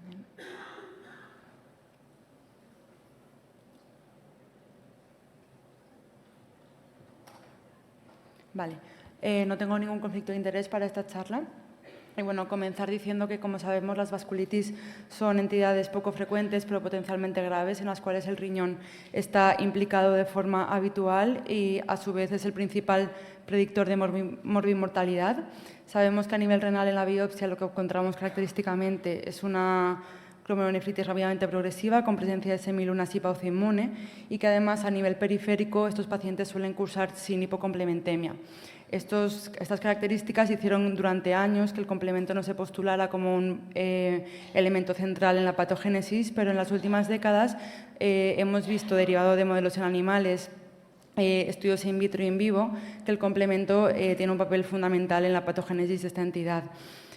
Como sabemos, es la vía alternativa la que se activa mediante los neutrófilos que previamente han sido activados por los ANCAs, y esto genera la producción de C5A, que es una potente anafilotoxina, que lo que hará será atraer a más neutrófilos al lugar del daño y perpetuar así la cascada inflamatoria. Como sabemos también, estas entidades tienen un curso recidivante y para definir remisión, para definir un brote, primero tenemos que haber definido remisión. Entonces, sabemos que en muchos de estos pacientes, aunque pensemos que están en remisión clínica, sigue habiendo una actividad inflamatoria subyacente, por lo que es fundamental encontrar biomarcadores que nos permitan evaluar la actividad de estos pacientes. Así pues, como venimos de una década en la que hemos evaluado la actividad del complemento en el papel de la fisiopatología de la entidad, ahora queremos evaluar su papel como potente biomarcador en las vasculitis asociadas a ANCA. Para ello, diseñamos un estudio observacional multicéntrico en el que participaron 11 hospitales a nivel nacional, que os muestro aquí, y aprovecho la ocasión para de nuevo agradecer participación e implicación en la recogida de datos. Incluimos pacientes con vasculitis ANCA activa con afectación renal y recogimos muestras en un seguimiento prospectivo durante al menos 6 meses, al debut, a los 3 meses del diagnóstico y, como digo, al menos 6 meses del debut y una vez alcanzada la remisión clínica. Aquí os muestro los pacientes que incluimos, que fueron un total de 65, de los cuales algunos se perdieron durante el seguimiento. Como he mostrado antes, esto empezamos pre-COVID, o sea que tuvimos un seguimiento complicado, pero finalmente conseguimos 51 pacientes en remisión. También incluimos una población control que constó de 30 pacientes pareados por edad y sexo con la población estudio y con función renal normal. Y únicamente os mostraré los resultados comparativos de la fase activa con la fase de remisión en estos resultados.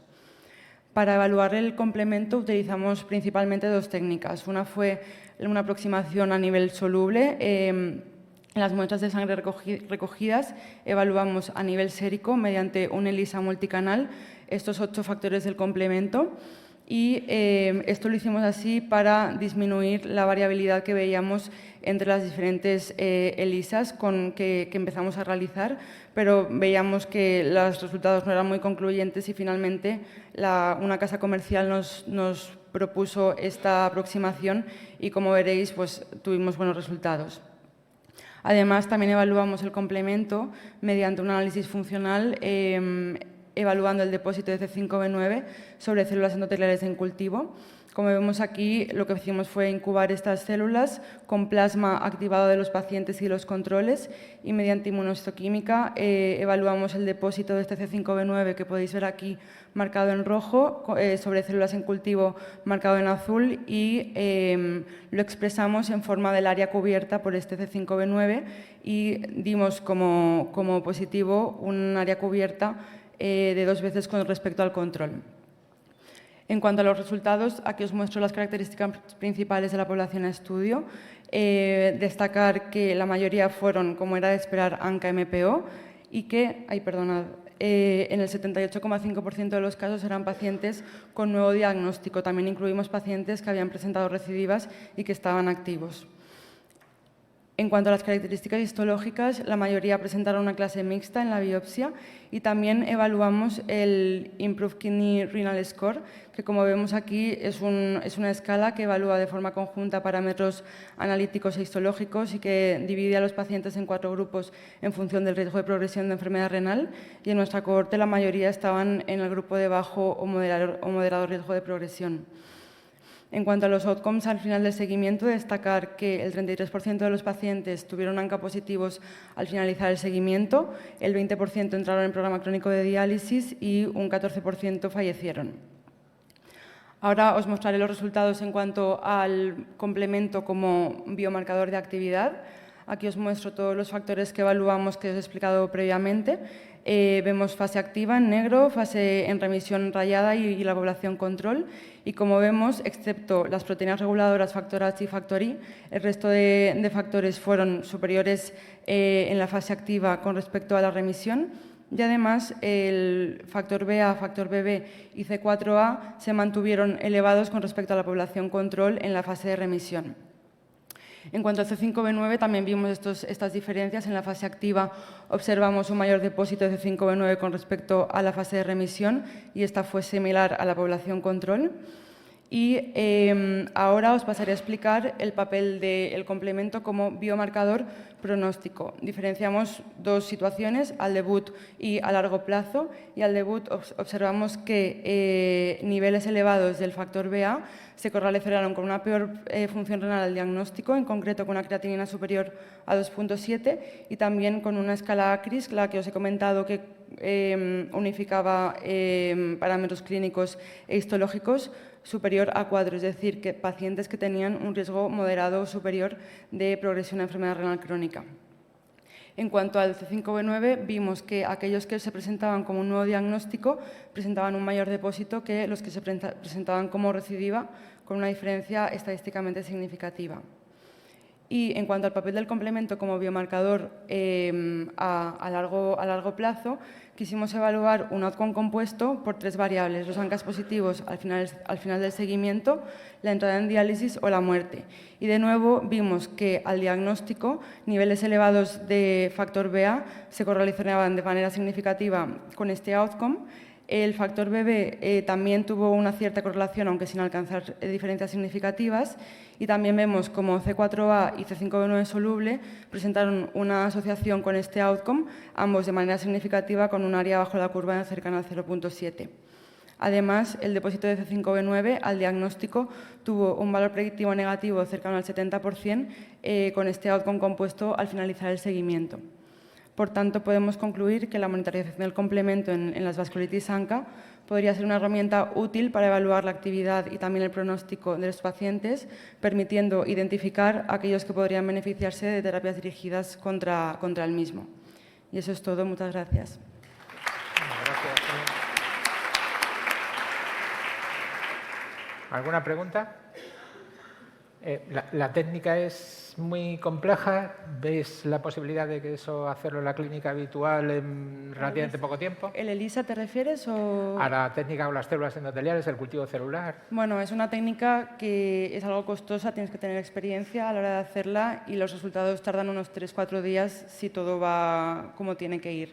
Entonces, para el momento del debut quizá pues, no es del todo útil, por decirlo de alguna forma, pero cuando lo tienes sí que te puede permitir evaluar un poco más en conjunto con el resto de parámetros. Y ahora que está tan de moda con el premio Nobel el tema de las Treg y esa correlación inversa del complemento, ¿veis que podríais hacer algo ahí? ¿Plantearos la posibilidad de utilizarlas también en la monitorización? Sí, y de hecho también, bueno, no lo hemos mostrado aquí porque todavía lo estamos analizando, pero también evaluamos NETs que se ha visto que tiene como cierta también correlación con el complemento. Y bueno, sí que vimos alguna correlación en el diagnóstico con respecto a la remisión, pero no hemos encontrado ningún hallazgo en cuanto a pronóstico. Pero sí es un campo muy amplio ahora mismo, sí, sí. Teresa. ¿Qué tal? Solo una preguntita rápida. Bueno, uno de los amplificadores más importantes de la vía alternativa del complemento son las infecciones, y en los pacientes con vasculitis, pues las infecciones, sobre todo en los primeros meses, son bastante frecuentes. No sé si esto lo tuvisteis en cuenta, sí, si tenían infecciones activas o no. Uno de los criterios de exclusión que no lo he comentado fueron las infecciones activas. De hecho, tuvimos un par de pacientes con COVID que cogimos muestra del diagnóstico, pero luego vimos que tenían COVID y los excluimos. Y en estos, cuando los analizamos, porque los analizamos también, vimos que tenían una activación brutal del complemento. Sí. ¿Habéis observado activación también de la vía clásica del complemento? Porque tenías el C4. ¿Cómo interpretas esa activación? Bueno, yo creo que es una activación colateral, es decir, al final C5A, que es lo que está demostrado, es una anafilotoxina que activa, ¿no? Perpetúa esta cascada inflamatoria. Y yo creo que en este caso, quizá de forma colateral, no se explicará muy bien el mecanismo, también ciertas anafilotoxinas de la vía clásica se pueden activar y perpetuar también esta cascada inflamatoria. Perfecto. Siguiente. Me ha gustado mucho la presentación. En este caso, que te da igual elevado el C5b9 soluble y los depósitos, ¿qué te aporta hacer los depósitos si ya te sabes el incrementado el soluble? Bueno, yo creo que el C5b9 soluble tampoco hay tanta evidencia que lo respalde, y nosotros en nuestro grupo con el depósito de C5b9 sí que en SUA tenemos alguna experiencia en este caso, que sí que hemos visto que tiene una correlación significativa. Entonces, nosotros quisimos evaluar de entrada el depósito de C5b9 para ver si tenía algún tipo de equivalencia con los que se había visto en SUA, y por eso empezamos por aquí. Yo creo que en este caso, cuanta más información tengamos, mejor, y luego ya evaluaremos qué es lo que nos queremos quedar para analizarlo. Pero yo creo que con depósitos de C5b9, al menos en SUA, sí que tenemos una experiencia demostrada de que sí que tiene una correlación con la actividad y con la respuesta al tratamiento también. Y otra pregunta, ya que estoy aquí. ¿Te pasa en los pacientes en debut que tienes algunos pacientes que en depósito están totalmente positivos y otros que no pasa esto? Sí. De hecho, bueno, lo he explicado en la presentación.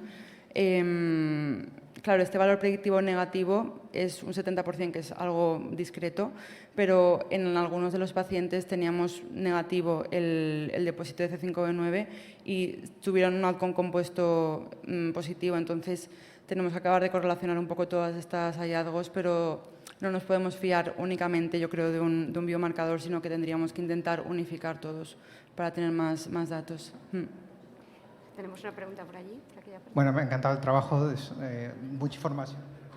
Disponemos, ¿no?, acerca de activación de complemento vasculitis. ¿Habéis pensado en revisar las biopsias de los pacientes? Sí. ¿Y habéis utilizado alguna técnica de inmunistoquímica para poder correlacionarlo con la activación a nivel in vitro, ¿no?, de lo que hacéis? Sí, de hecho lo hicimos. Está por aquí Adriana, creo, nuestra patóloga. Lo que pasa es que los resultados que obtuvimos fueron difíciles de interpretar y de analizar, y preferimos tener primero los solubles antes de analizar los que tenemos a nivel de la histología.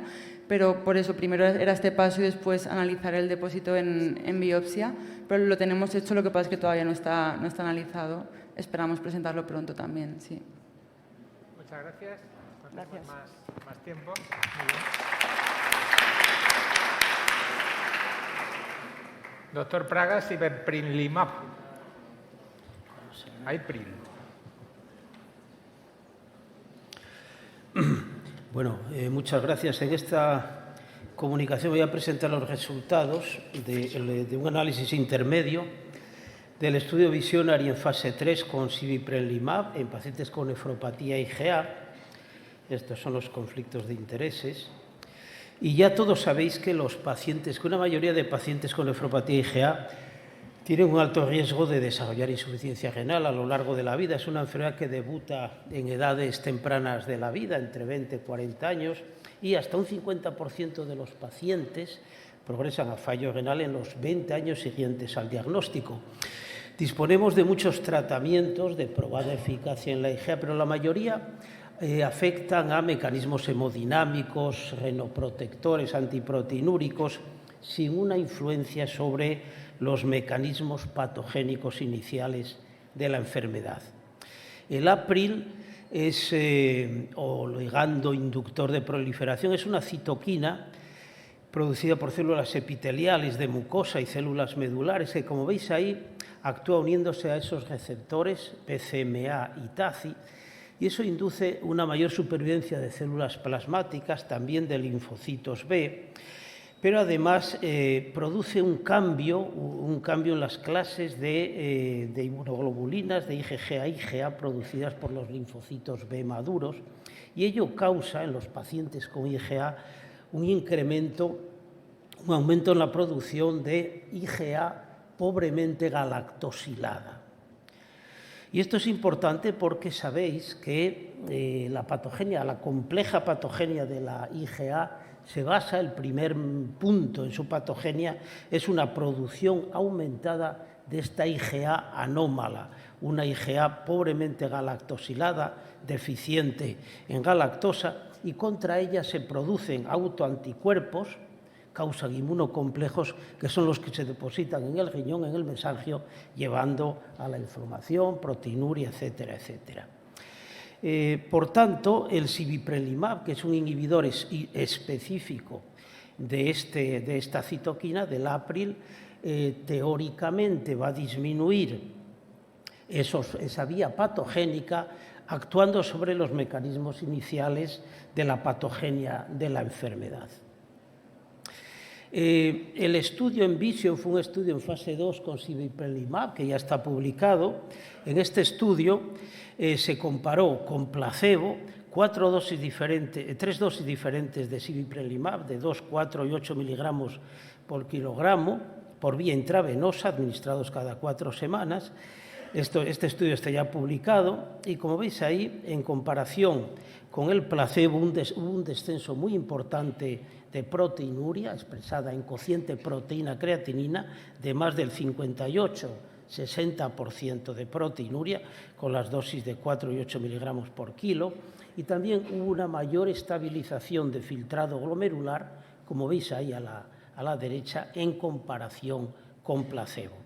Estudios de farmacocinética posteriores mostraron que la dosis intravenosa de 4 miligramos por kilo era equivalente a una dosis subcutánea de 400 miligramos de este fármaco, de sibeprenlimab.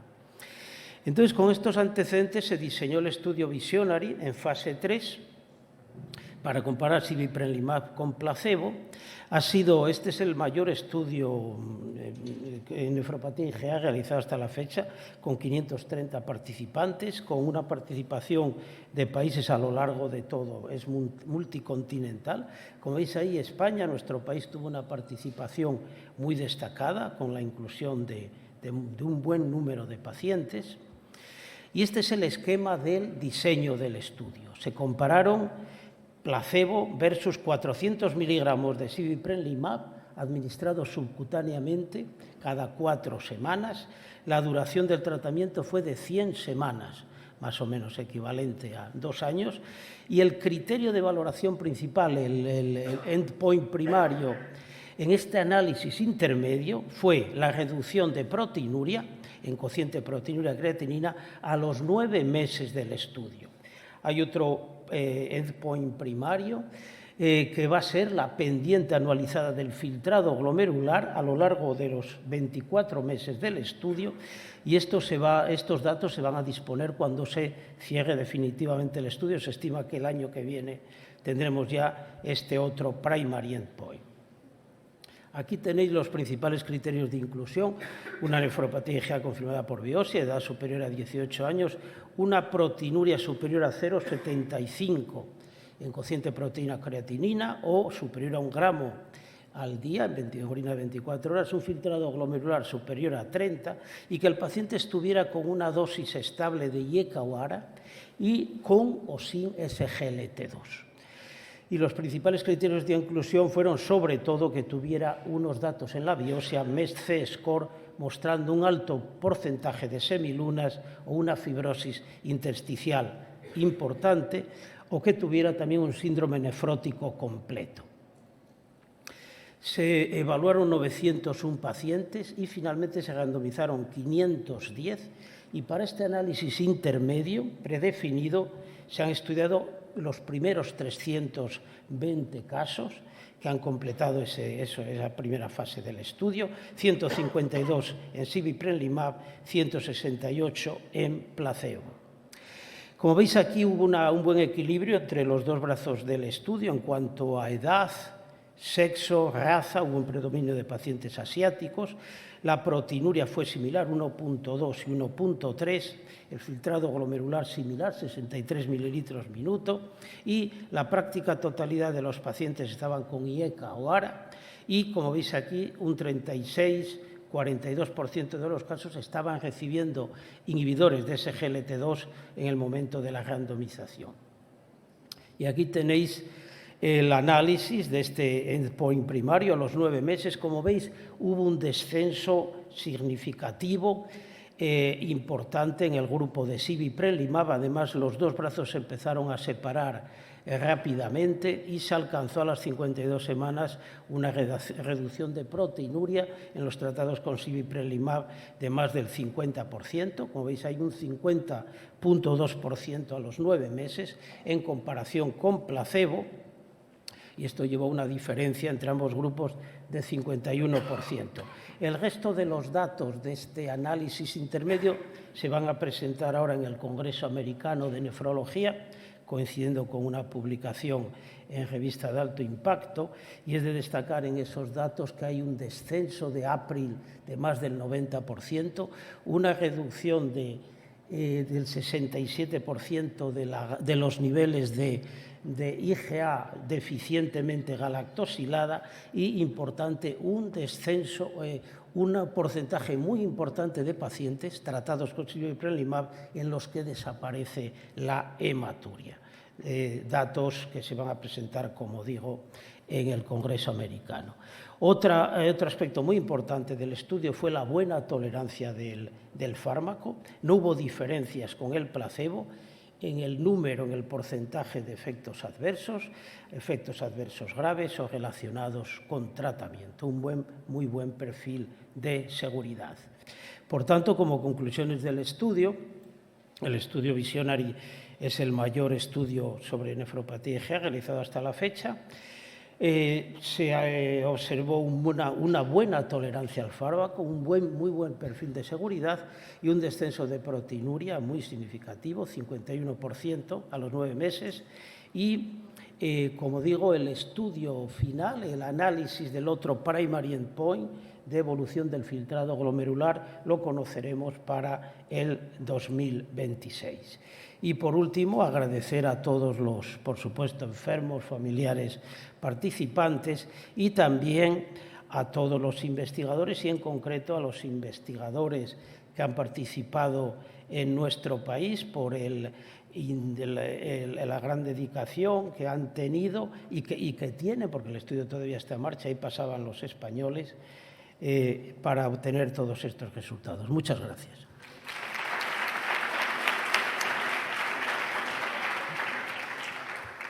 ¿Alguna pregunta? Ana. Sí.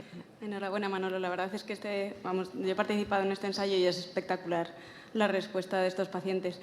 La pregunta, y no sé qué piensas tú, de mantenimiento de este paciente, ¿cuánto tiempo crees que habrá que tenerlo?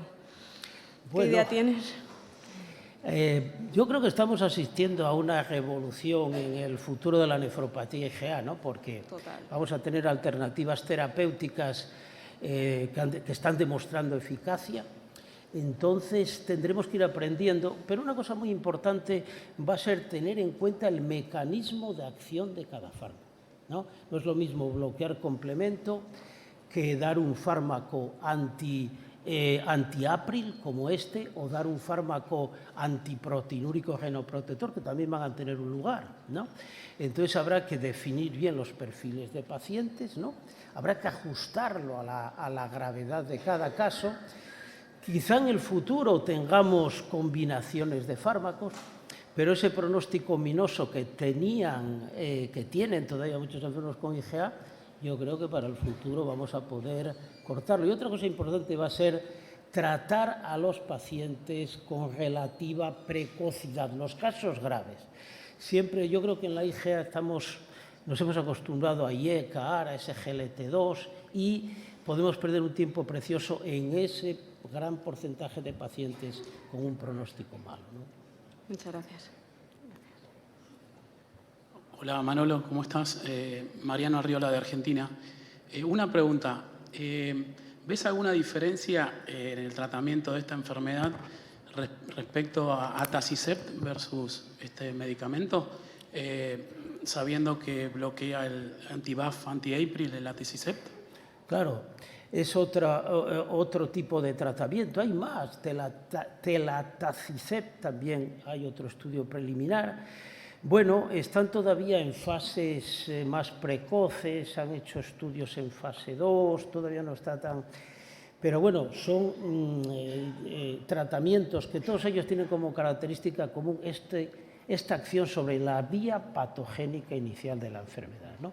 Después habrá que comparar unos estudios con otros, pero como decía, esto va a cambiar radicalmente. También hay estudios, por cierto, con fármacos anti-CD38, similar a daratumumab, el ferzatamab, estudios en la nefropatía. Es decir, a partir de ahora vamos a tener dificultades para ver qué tratamiento usamos en nuestros enfermos, ¿no? Última pregunta y rápido. Que bueno, siempre es un placer escucharte, Manolo. Mi pregunta es si, igual lo has dicho y no me he enterado, ¿se hacían biopsias en el periodo de screening o valía una biopsia histórica para valorar actividad o si se tuvo en cuenta que tuvieran microhematuria? Bueno, ya sabes tú que en la IgA puedes... Sí, tenían biopsia previa a todos y la diferencia, el intervalo entre la biopsia y la randomización fue de media de 1.5, o sea que fue bastante cercana, ¿no? Y va a haber un subestudio que se está proponiendo a los investigadores de repetición de biopsia, porque hay un tema que se ha estudiado muy poco, que es la utilidad de la rebiopsia en la IgA. La IgA tiene mucha discordancia clínico-histológica y yo creo que podemos aprender bastante viendo la influencia que ha podido tener este tratamiento en la regresión de las lesiones y también qué ha pasado con el grupo placebo, ¿no? Muchas gracias. Tenemos que acabar. Análisis.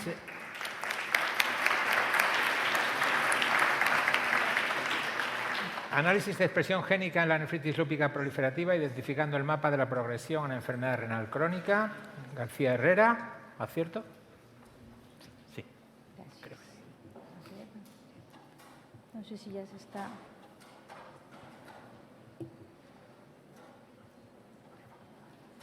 ¿Qué tengo que hacer? Ah, bueno, pues ya está.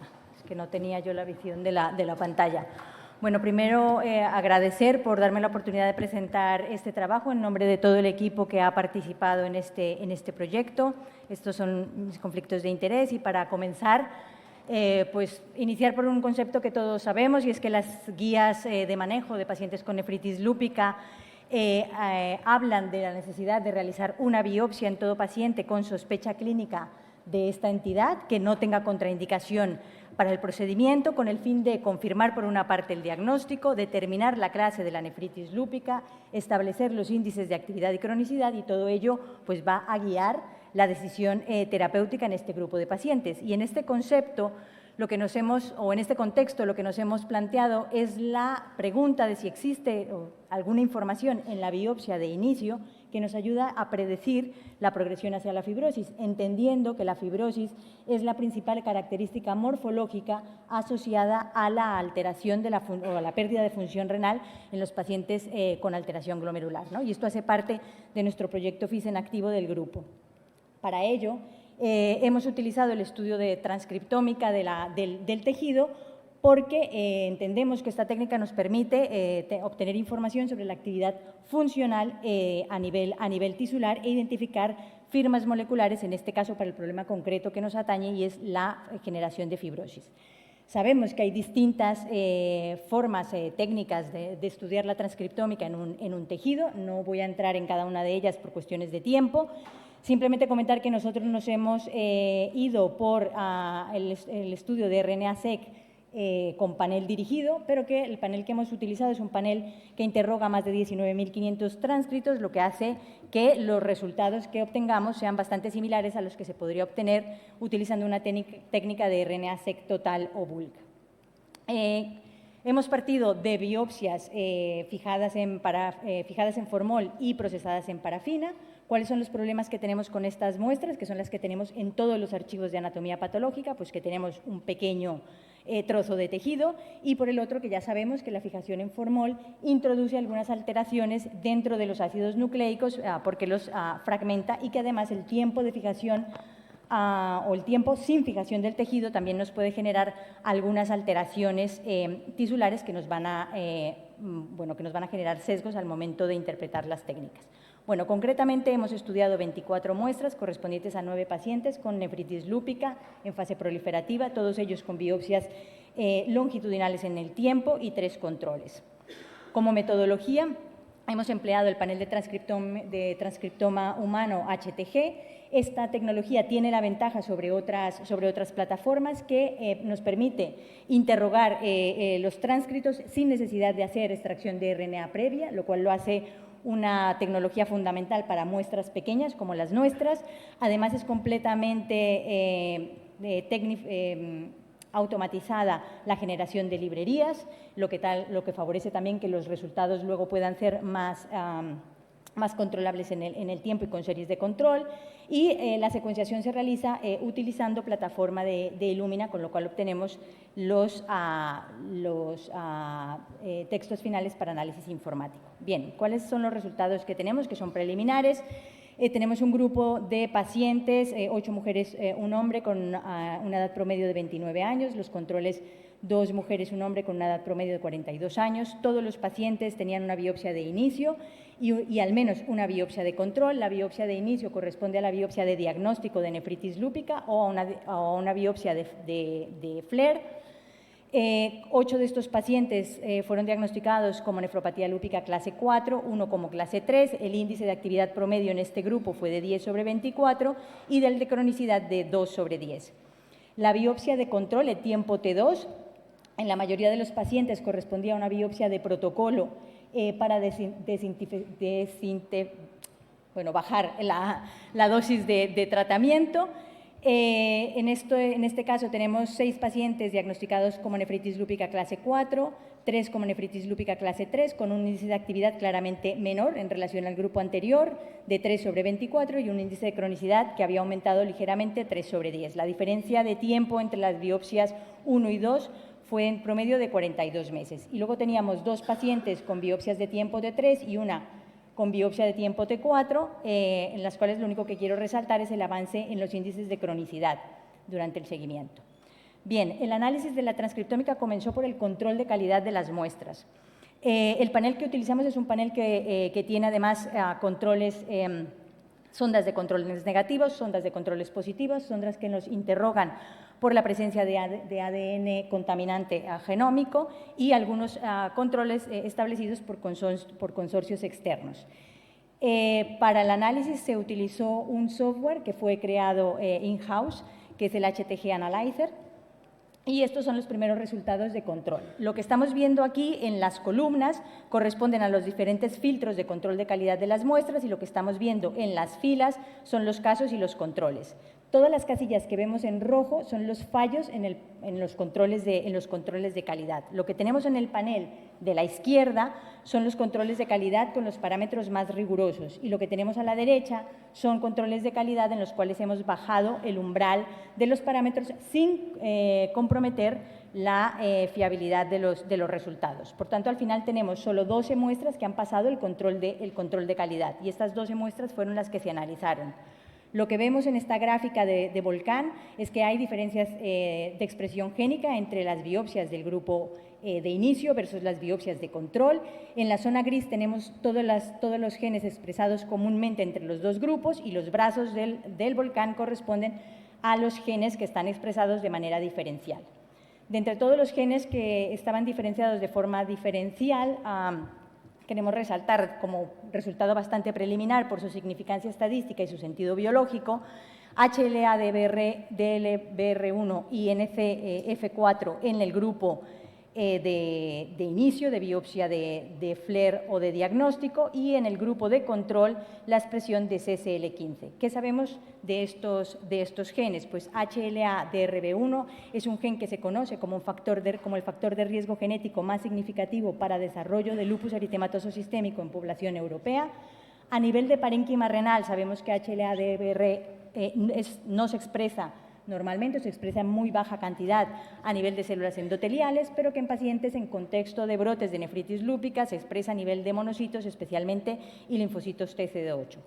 Por otra parte, NCF4 es una subunidad reguladora del complejo del NADPH oxidasa que se expresa en granulocitos y en macrófagos y que actuaría como un freno inmunológico en la activación de los linfocitos T. De momento no hay información con respecto a su expresión en nefritis lúpica. Y con respecto a CCL15, que lo vimos sobreexpresado en los pacientes en fase crónica, que conocemos que es una quimiocina que actúa en el reclutamiento de monocitos, macrófagos, eosinófilos y linfocitos T, y que se encuentra aumentada en procesos como la fibrosis pulmonar idiopática, la cirrosis y en la insuficiencia renal crónica. Esto a nivel serológico, no a nivel tisular. Pero, por tanto, tienen sentido las cosas que estamos encontrando sobre nuestro material de archivo y las ideas principales con las que quiero que nos quedemos en este trabajo preliminar es que los estudios de transcriptómica realizados sobre parafina, especialmente, y de descubrimiento deben ser abordados por equipos multidisciplinares. ¿No? Es importante la información clínica, es importante volver a estadificar los pacientes desde el punto de vista histológico, es importante el papel de los bioinformáticos y de los biólogos. Que la fijación en formol y el procesamiento de parafina tienen un efecto deleterio sobre los ácidos nucleicos, que es una cosa que ya sabemos, y por tanto todos estos estudios requieren de diseños experimentales particulares para este tipo de muestras. Que el análisis de los controles de calidad es lo que nos va a permitir que los estudios de transcriptómica finalmente los podamos homogeneizar entre los distintos centros. Hay muchas cosas publicadas, pero que no pasan realmente o que no explican cuáles son los controles de calidad de sus muestras. Y que, de momento, podemos ver que existen variaciones en el perfil de expresión génica entre las nefritis lúpicas proliferativas en fases activas versus las nefritis lúpicas proliferativas con índices de cronicidad más elevados y que estas alteraciones están primordialmente centradas en respuesta inmune relacionadas con células mielomonocíticas. Y gracias por su atención. Quedo atenta a las preguntas. Gracias por la rapidez. Yo creo que además el tema es tan complejo que es muy complicado. ¿Alguna pregunta muy breve? Sí, ahí, en el... Fran. Bueno, lo primero es, da gusto ver a nefropatólogos presentando trabajos en el Congreso de Nefrología. Entonces, simplemente primero puntualizar ese aspecto. Y lo segundo, es una técnica que sabemos todas las complejidades, ¿no?, que conlleva.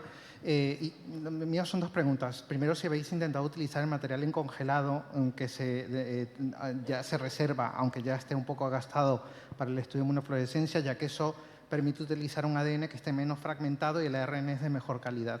Y, bueno, si quieres responder. Sí, esto hace parte, ¿no?, de todo el estudio FISH. Tenemos una parte de las muestras estudiadas en congelado que realmente tienen mucha mejor calidad en la extracción, pero queríamos probar esta plataforma que tenía estas ventajas, la no extracción previa de RNA, que es una cosa exclusiva, y que los archivos nuestros de todos los laboratorios y que nos permiten tener datos clínicos de seguimiento de estos pacientes pues son parafinas.